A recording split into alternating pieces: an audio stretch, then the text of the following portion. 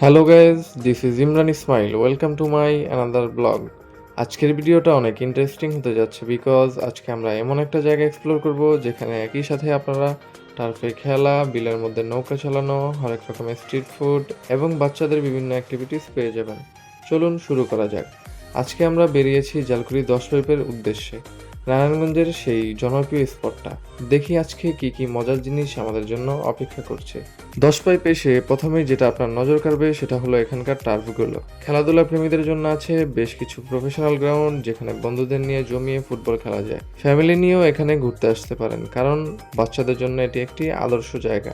এখানে তারা নানা ধরনের অ্যাক্টিভিটিসে অংশ নিতে পারবে, যা তাদের দিনটাকে করে তুলবে আরও রঙিন আর আনন্দময়। এখানে আরেকটা অসাধারণ অভিজ্ঞতা হলো নৌকার ভ্রমণ। বিলের শান্ত পানির উপর দিয়ে ধীরে ধীরে এগিয়ে গেলে চারপাশের সবুজ আর আকাশের প্রতিফলন আপনাকে অন্যরকম প্রশান্তি দিবে। ভ্রমণের মজা কিন্তু খাবার ছাড়া সম্পূর্ণ হয় না। এখানে আছে ফুচকা, চটপটি, ভাজাপোড়া, জুস সহ নানা ধরনের স্ট্রিট ফুড, যার স্বাদ আপনাকে আবারও এখানে নিয়ে আসবে। যারা শহরের কোলাহল থেকে একটু দূরে গিয়ে ফ্যামিলি বা ফ্রেন্ডস নিয়ে সময় কাটাতে চান, তাদের জন্য এটি একদম পারফেক্ট জায়গা। যে কেউ খুব সহজেই এখানে আসতে পারেন।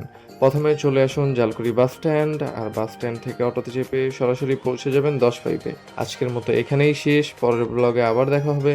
আসসালামু আলাইকুম।